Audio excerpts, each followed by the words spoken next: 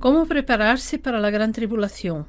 Muchos cristianos creen que la iglesia pasará por la gran tribulación y por eso llaman a prepararse. El problema es que rara vez explican con claridad en qué consiste esa preparación ni qué garantías existen de que, siguiendo sus consejos, alguien pueda sobrevivir espiritualmente y preservar su alma. El propósito de la gran tribulación. Antes de hablar de cómo prepararse, necesitamos entender el propósito mismo de la gran tribulación, porque eso afecta directamente a la salvación eterna. Jesús la describió como un tiempo de gran tribulación, cual no ha habido desde el principio del mundo hasta ahora, ni la habrá.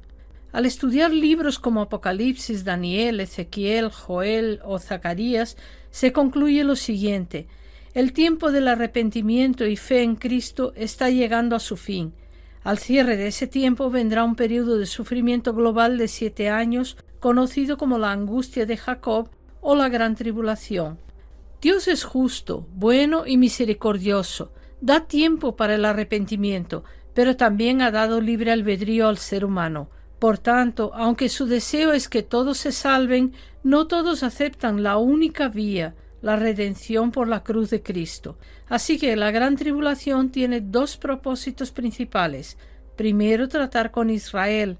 Dios salvará a 1/3 del pueblo judío que sobreviva, tal como dice Zacarías. Y mirarán a mí, a quien traspasaron, y llorarán como se llora por hijo unigénito. Apocalipsis 12 detalla ese proceso de salvación nacional de Israel. Segundo propósito de la tribulación: dar una última oportunidad al resto de la humanidad. Por siglos la gracia ha sido predicada, pero muchos la han rechazado. Durante la gran tribulación, al desatarse la ira de Dios, muchos entenderán finalmente la verdad, quién es su enemigo y qué implica la eternidad con Satanás.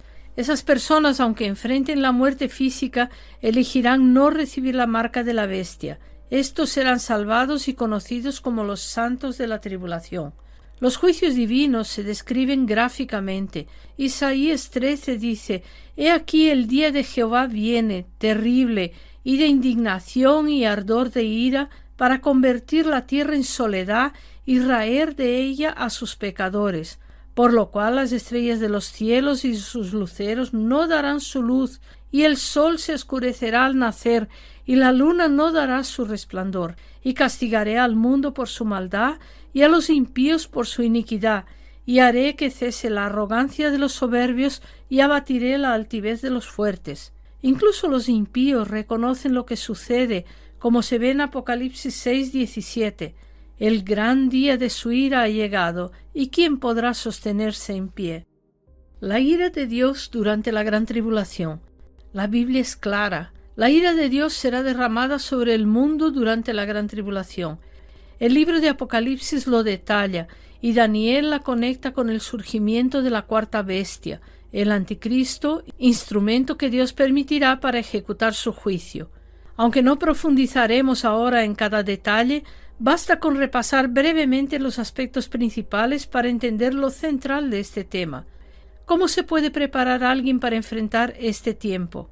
Los juicios de Dios durante la tribulación se presentan en 3 grandes series: 7 sellos, 7 trompetas, 7 copas de ira. Los sellos. Cuando el Cordero comienza a abrir los sellos, se activa un sistema de gobierno tiránico. Daniel lo describió como una bestia espantosa, terrible y extremadamente fuerte, con dientes de hierro que devora, desmenuza y pisa las sobras. Lo que viene después es devastador: guerras globales sin excepción, violencia desatada por todas partes, hiperinflación que hará que muchos mueran de hambre y miseria, violencia, pestes y la acción de fieras de la tierra, que pueden ser desde animales salvajes hasta personas poseídas, incluso, según algunos, criaturas alteradas en laboratorio. El agua será otro drama: escasa, contaminada y extremadamente valiosa. La gente matará por un poco de agua. En la desesperación, muchos comerán a sus mascotas y, peor aún, recurrirán al canibalismo. Esto no es ficción, la Biblia lo registra. Jeremías en Lamentaciones 4:10 escribió: «Las manos de mujeres piadosas cocieron a sus hijos, Sus propios hijos le sirvieron de comida en el día del quebrantamiento de la hija de mi pueblo. Y eso luego se comprueba en la historia que ocurrió, es decir, no sería la primera vez que pasara. Estos juicios no se detendrán. A lo largo de toda la tribulación el horror crecerá. Tanto ricos como poderosos, líderes y ciudadanos comunes terminarán aterrados. Dice Apocalipsis que clamarán a los montes para que caigan sobre ellos, con tal de esconderse de la ira del Cordero. Reconocerán que están ante el juicio divino y sabrán que nadie puede soportar esa ira. Las trompetas. Con cada trompeta suenan juicios progresivos. Granizo y fuego destruyen 1/3 de los árboles y toda hierba, reduciendo alimentos y oxígeno. Una montaña ardiente cae al mar, matando 1/3 de los seres marinos y destruyendo embarcaciones. Menos alimento, más hambre, más caos. Luego cae una estrella que amarga 1/3 del agua potable. Más sed, más violencia. Entonces viene la oscuridad. El sol, la luna y las estrellas no alumbran durante 1/3 del día y la noche. Eso afecta directamente la producción de alimentos y dispara los saqueos y crímenes amparados en la oscuridad. No es casual que se esté promoviendo una dieta basada en insectos y productos sintéticos. Todo está siendo preparado. Con la quinta trompeta, un pozo se abre y de él sale un humo espeso que tapa el sol. De allí emergen langostas que atormentan a los humanos, a todos menos a los que tengan el sello de Dios. Es importante aclarar que la Biblia solo menciona como sellados a los 144.000 varones judíos. Los demás, los que no acepten la marca de la bestia, serán degollados por su fe. Con la sexta trompeta, 4 ángeles son desatados para exterminar a 1/3 de la humanidad con fuego, humo y azufre. Las copas. Luego vienen las 7 copas, que son el clímax de la ira divina. Con la primera, los que recibieron la marca de la bestia sufren llagas pestilentes. Con la segunda, muere todo ser vivo en el mar. Con la tercera, toda agua dulce se convierte en sangre como retribución por la sangre de los justos derramada. Luego el sol quemará a los hombres, pero en lugar de arrepentirse blasfemarán. Más tarde, tinieblas profundas cubrirán la tierra y aumentará el dolor por las úlceras. Un terremoto sin precedentes arrasará ciudades, desaparecerán islas y montañas, y granizo de hasta 27 kilos caerá del cielo. Aun así, no se arrepentirán. ¿De dónde viene esa ira? Hebreos 10:31 nos advierte: horrenda cosa es caer en manos del Dios vivo. Toda esa ira viene directamente de Dios. Satanás y sus agentes, incluso el anticristo, son instrumentos permitidos para ejecutar su juicio. Así como Faraón fue usado para liberar a Israel, ahora el enemigo será usado para mostrar a toda la humanidad su esclavitud espiritual y lo que significa rechazar la redención de Cristo. No hay en la Biblia una ira de Satanás y luego la ira de Dios. La gran tribulación entera es manifestación de la ira de Dios. El anticristo, los jinetes, las langostas, el caos, nada ocurre por su propia cuenta. En Apocalipsis 6:1 vemos que el Cordero abre los sellos. Él tiene toda la autoridad para ejecutar esos juicios. Por eso en Apocalipsis 6:17 los poderosos del mundo exclaman aterrados: el gran día de su ira ha llegado, ¿y quién podrá sostenerse en pie? El tamizado que precede a la gran tribulación. El Señor Jesús habló de un periodo previo a la gran tribulación al que comparó al principio de dolores, señalando que era necesario que todas las señales se cumplieran. ¿Por qué? Uno de los motivos es que este tiempo sirve como tamiz espiritual, revelando quién tiene fe auténtica y quién no. Solo serán arrebatados los que de verdad creen en el sacrificio de Cristo en la cruz. Muchos que parecían firmes ahora dudan si serán arrebatados. Otros, en cambio, eligen ignorar el tema, evitando enfrentar la posibilidad de quedarse. Pero también hay quienes, sin haber pensado nunca en Dios, comienzan a buscarlo. Cristo vendrá a buscar a la Iglesia sin duda ni incredulidad, a creyentes que confían plenamente en su obra redentora. Revisemos lo que hemos visto hasta aquí. Durante la gran tribulación, Dios tratará con Israel y derramará su ira sobre los que rechazaron el sacrificio de Cristo. Como dice Juan 3:36, la ira de Dios ya permanece sobre los que no creen. Una vez retirada la Iglesia y protegido el remanente de Israel, solo quedan los incrédulos destinatarios de esa ira. Los 21 juicios muestran qué horrenda cosa es caer en manos del Dios vivo. Defensores de la preparación. Durante este tiempo de principio de dolores se hacen evidentes dos grupos: los que creen que Jesús cumplirá su promesa y arrebatará su iglesia antes de la ira, y los que creen que pasarán por la gran tribulación por distintas razones.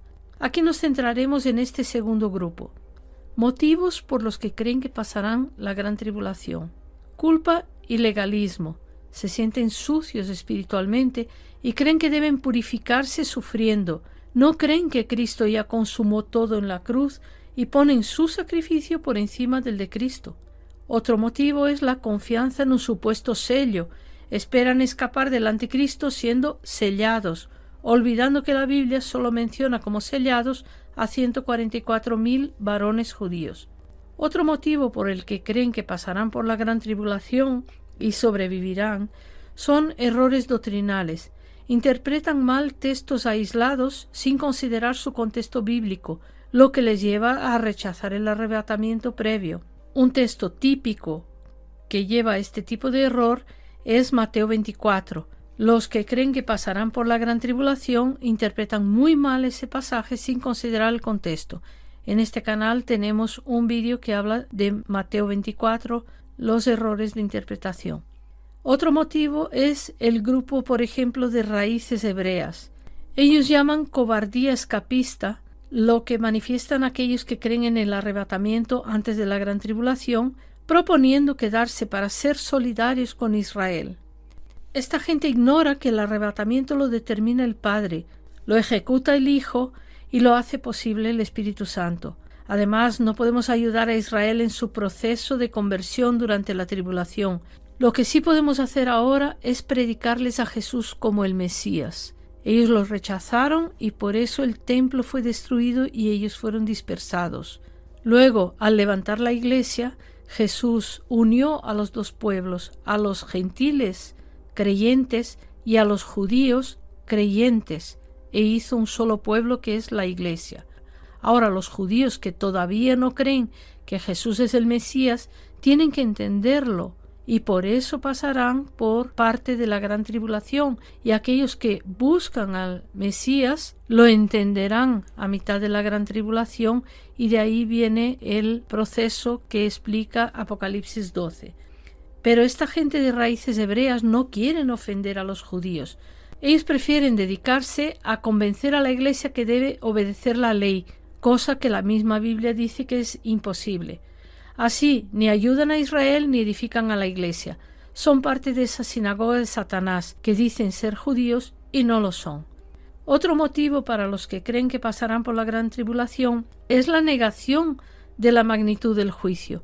No creen en la palabra que dice que la gran tribulación será el peor tiempo de la historia y que nadie podrá resistirla.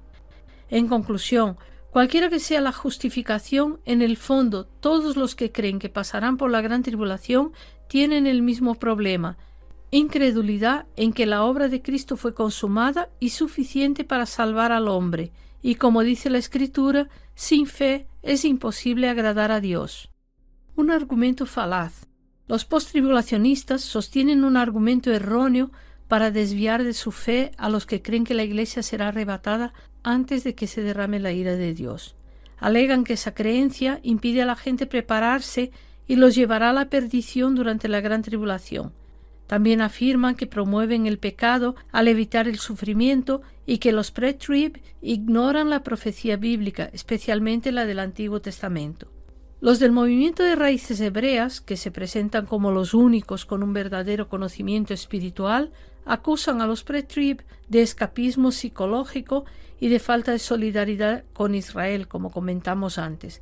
Estas afirmaciones son infundadas, ingenuas y demuestran un desconocimiento sobre la fe de quienes esperan el arrebatamiento previo a la gran tribulación. La realidad es muy distinta. Los pre-trib son conscientes de que nadie puede sobrevivir a la ira divina, pero tienen paz y alegría porque confían plenamente en la obra consumada de Cristo y ven cómo las señales proféticas se aceleran como dolores de parto. Su fe en el sacrificio de Jesús les ha transformado, son nuevas criaturas, no se complacen con el pecado y poseen el poder de Cristo para resistirlo.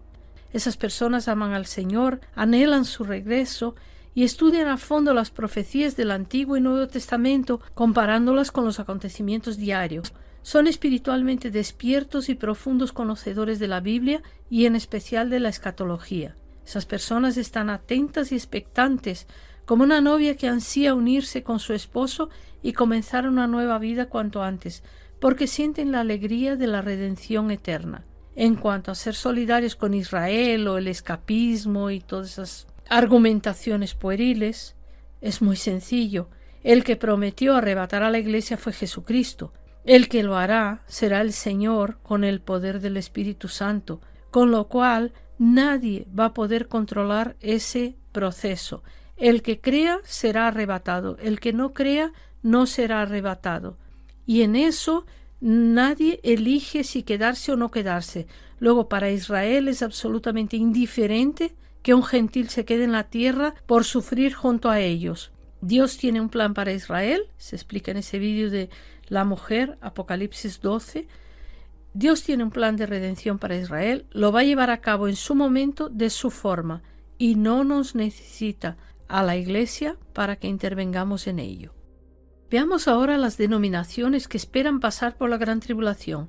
Existen varios grupos doctrinales que creen que la Iglesia pasará por la gran tribulación.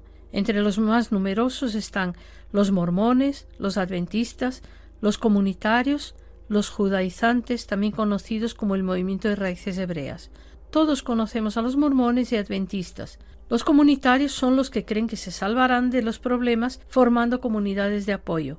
¿Quiénes son los judaizantes? Dentro de este colectivo es fundamental distinguir entre dos tipos. Por un lado, judíos creyentes en Jesús como el Mesías, que les sirven predicando el Evangelio, guardan las fiestas bíblicas y siguen la Torá, pero sin cábala ni Talmud. Esos no tienen nada que ver con las falacias de los que predican las raíces hebreas. Son judíos predicando a Cristo a judíos. Por otro lado, tenemos los judaizantes no judíos, que dicen creer en Cristo, pero en vez de evangelizar y traer las buenas nuevas, se dedican a enseñar a la Iglesia que debe practicar fiestas judías y obedecer la ley. Confiesan a Cristo con la boca, pero con sus enseñanzas conducen a una religión extraña que ni siquiera es judaísmo auténtico. Son ignorantes del contexto bíblico, guiados por ritos y tienen la adoración acrítica por Israel sin distinguir las múltiples corrientes dentro del judaísmo actual. Los propios judíos religiosos se ríen o se irritan con ellos, porque pretenden ser lo que no son y desconocen el judaísmo real. ¿Y los católicos en este contexto? Los católicos ni siquiera esperan el reinado de Cristo en la tierra, por eso construyen templos como si fueran permanentes. No creen que vendrá un juicio divino literal, así que ni se preparan para él. ¿Cuáles son las recomendaciones? Los grupos que creen que la Iglesia pasará por la gran tribulación suelen dar las siguientes recomendaciones. Preparación espiritual. Dicen que hay que fortalecer la fe, estudiar la Escritura y mantener la intimidad con Dios.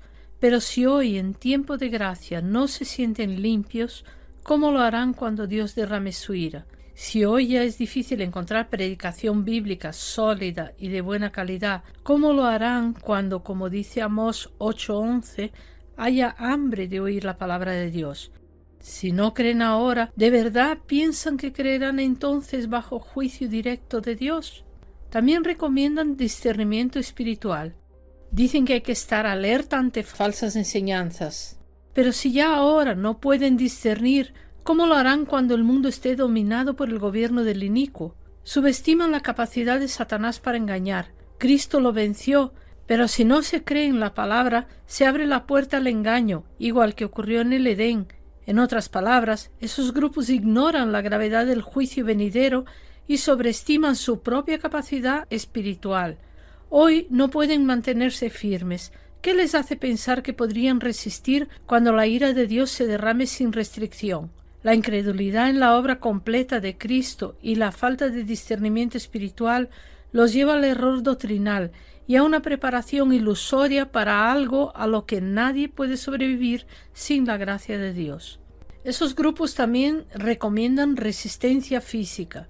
En este apartado, lo que algunos creen es que podrán sobrevivir a la gran tribulación mediante preparación física, alimentaria y comunitaria. Proponen tener una dieta equilibrada, reducir la dependencia material, cultivar alimentos, reunirse en comunidades y ser autosuficientes.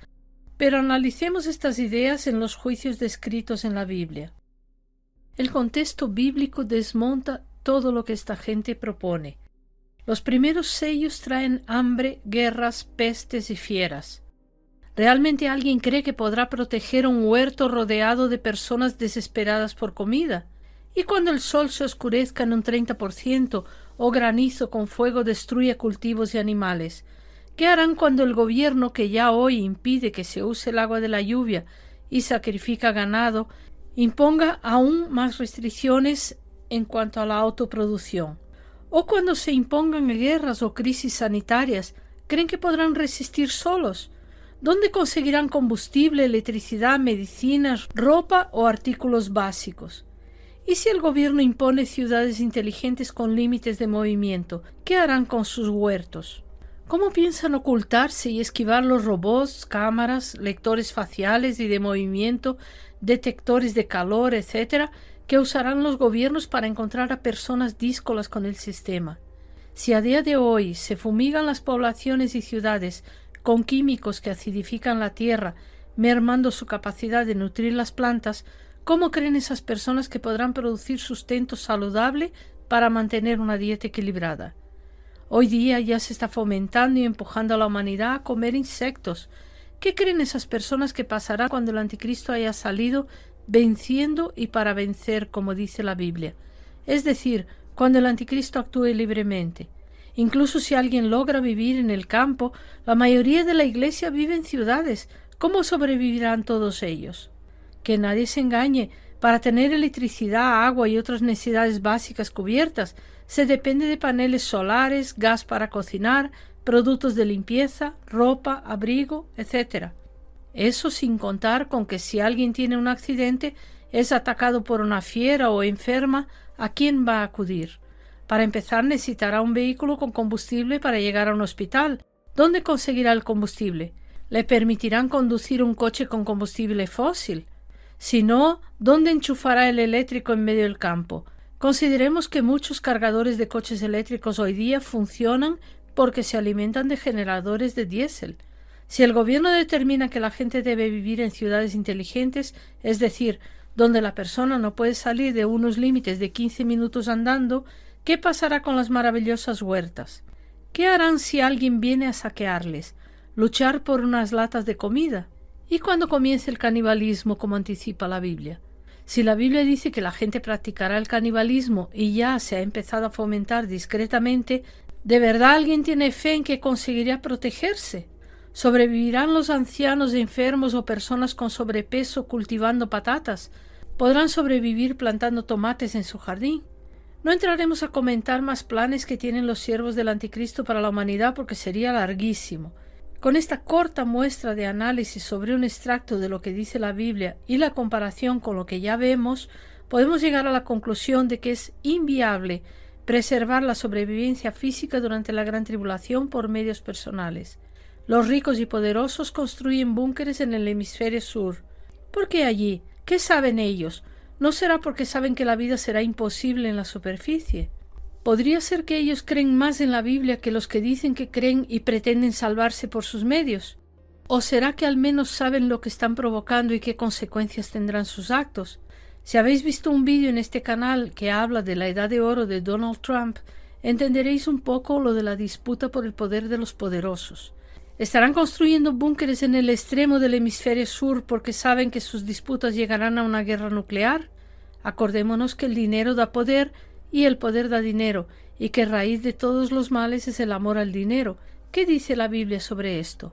En Apocalipsis 6, 15 a 17 leemos: «Y los reyes de la tierra, y los grandes, los ricos, los capitanes, los poderosos, y todo siervo y todo libre se escondieron en las cuevas entre las peñas de los montes, y decían a los montes y a las peñas: Caed sobre nosotros y escondednos del rostro de aquel que está sentado sobre el trono y de la ira del Cordero, porque el gran día de su ira ha llegado, ¿y quién podrá sostenerse en pie? ¿Son esas peñas las puertas de los búnkeres? Zacarías dice: y esta será la plaga con la que herirá Jehová a todos los pueblos que pelearon contra Jerusalén. La carne de ellos se corromperá estando ellos sobre sus pies, y se consumirán en las cuencas de sus ojos, y la lengua se les deshará en su boca. En 2 de Pedro 3:7 leemos: los cielos y la tierra que existen ahora están reservados por la misma palabra, guardados para el fuego en el día del juicio y de la perdición de los hombres impíos. Sofonías 1, 2 y 3 dice: destruiré por completo todas las cosas de sobre la faz de la tierra, dice Jehová. Destruiré los hombres y las bestias, destruiré las aves del cielo y los peces del mar, y cortaré a los impíos, y raeré a los hombres de sobre la faz de la tierra, dice Jehová. ¿De verdad alguien en sus cabales piensa que puede salvar su vida por sus propios medios y sobrevivir a la ira de Dios y a la terrible confrontación que se dará en esos 7 años? ¿Alguno de ellos se ha parado a pensar qué significa que el Señor dijera que si aquellos días no fuesen acortados nadie sería salvo? ¿De verdad alguien que verdaderamente cree a Dios puede pensar que es capaz de resistir todo esto por sus propios medios? El verdadero problema, el orgullo religioso. Las personas que piensan poder enfrentarse a los juicios de Dios por sus propios medios son religiosas y se fían más de sus obras que de la obra de Cristo. Confían que su sacrificio será bien recibido por Dios en vez de entender de una vez que su actitud justamente provoca esa ira. No han entendido que solo el sacrificio de Cristo es válido para borrar pecados de los que creen y, como hizo Adán en el Edén, quieren salvarse por su esfuerzo. Ese es el meollo del problema que define la eternidad: confiar en uno mismo o humillarse ante Dios. Jesús dijo: llevad mi yugo sobre vosotros y aprended de mí, que soy manso y humilde de corazón, y hallaréis descanso para vuestras almas. Es decir, la primera lección para venir a Cristo y descansar es ser manso y humilde. Para entender más sobre este tema, hay vídeos en este canal, como uno que se titula ¿Cuánto cuesta la salvación eterna?, otro que es ¿por qué Dios no creó ninguna religión?, otro que se titula Sin santidad. Quien quiera tomarse en serio su eternidad debería ver estos vídeos. La roca eterna. La vida se complica rápidamente. Ya se vislumbra el escenario donde actuarán los jinetes del Apocalipsis que diezmarán la tierra, pero aún estamos en el principio de dolores antes del arrebatamiento de la Iglesia. Quienes creen verdaderamente en la Biblia y observan los tiempos ya ven que Dios está mostrando con claridad lo que Jesús enseñó, que el que construye sobre la roca resistirá el temporal, y el que construye sobre la arena será destruido. Hoy muchos construyen sobre arena, confían en sus capacidades, en su autosuficiencia o en su religiosidad para sobrevivir a la tempestad que se avecina. En contrapartida, los que creen que la sangre de Cristo los limpió, que su obra fue consumada en la cruz y que fue aceptada por el Padre, han edificado sobre la roca eterna que es Cristo. Por eso, mientras en la tierra se desata la ira, ellos estarán cobijados en la roca. Tras hablar de la soberbia de Israel y su confianza en las riquezas acumuladas, Isaías dice: métete en la peña, escóndete en el polvo de la presencia temible de Jehová y del resplandor de su majestad. La altivez de los ojos del hombre será abatida, y la soberbia de los hombres será humillada, y Jehová solo será exaltado en aquel día. Nos damos cuenta de que esos que creen que sobrevivirán a la ira de Dios durante la gran tribulación son incrédulos, y por eso sufrirán la ira. Recordemos la terrible frase de Hebreos: horrenda cosa es caer en manos del Dios vivo. La consideración más importante de este vídeo: en ningún texto bíblico se ordena a la Iglesia prepararse para pasar por la gran tribulación. Si Cristo hiciera a su Iglesia sufrir su propia ira, estaría prevaricando como juez, y eso es imposible. Hay un vídeo en este canal que lo explica y se titula Dios no prevarica. Te lo recomiendo encarecidamente. La decisión final. Queda muy poco tiempo. Cada uno debe decidir si cree la verdad o no. Esa decisión definirá el destino eterno de cada uno. O sufrirá la ira de Dios, o será llevado a la morada del Padre antes que comience a derramar la ira. ¿Y tú? ¿Qué eliges?